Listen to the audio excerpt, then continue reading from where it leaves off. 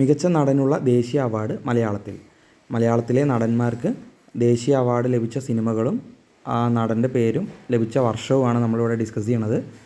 അപ്പോൾ ആദ്യമായിട്ട് മലയാളത്തിൽ നിന്നും മികച്ച നടനുള്ള ദേശീയ അവാർഡ് ലഭിച്ചത് PJ ആൻ്റണിക്കാണ്.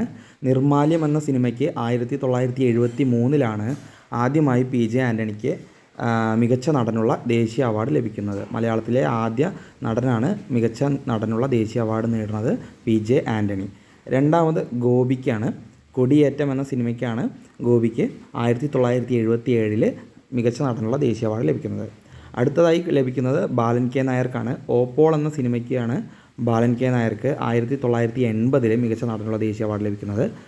ദെൻ ബാലൻ K നായരിന് ശേഷം പ്രേംജിക്ക് പിറവി എന്ന സിനിമയിൽ 1988 പ്രേംജിക്ക് ദേശീയ അവാർഡ് ലഭിച്ചു.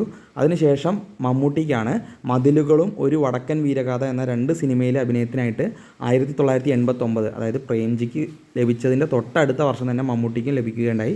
1989 മതിലുകളും ഒരു വടക്കൻ വീരഗാഥ ഈ 2 സിനിമയിലെ അഭിനയത്തിനാണ് മമ്മൂട്ടിക്ക് അവാർഡ് ലഭിച്ചത്. ദെൻ അതിനുശേഷം പിന്നെ മലയാളത്തിലിട്ട് അവാർഡ് കൊണ്ടുവന്നത് മോഹൻലാലാണ്. മോഹൻലാലിന് ഭരതം എന്ന ചിത്രത്തിന് 1991 മികച്ച നടനുള്ള ദേശീയ അവാർഡ് ലഭിച്ചത്.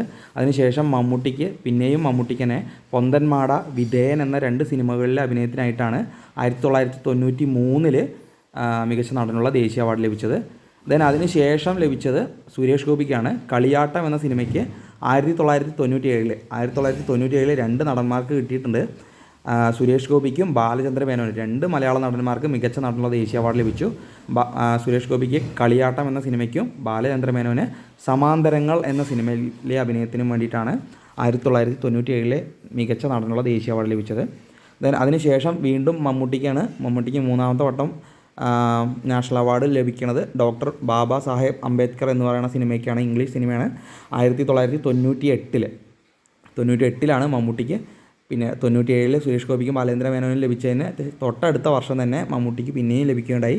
അതിനുശേഷം തൊട്ടടുത്ത വർഷം വീണ്ടും മോഹൻലാലിന് വാനപ്രസ്ഥം എന്ന സിനിമയ്ക്ക് 2ാമത്തെ വട്ടം മികച്ച നടനുള്ള ദേശീയ അവാർഡ് ലഭിക്കുകയുണ്ടായി. 1991 വാനപ്രസ്ഥം എന്ന സിനിമയ്ക്ക് വേണ്ടിയിട്ട്.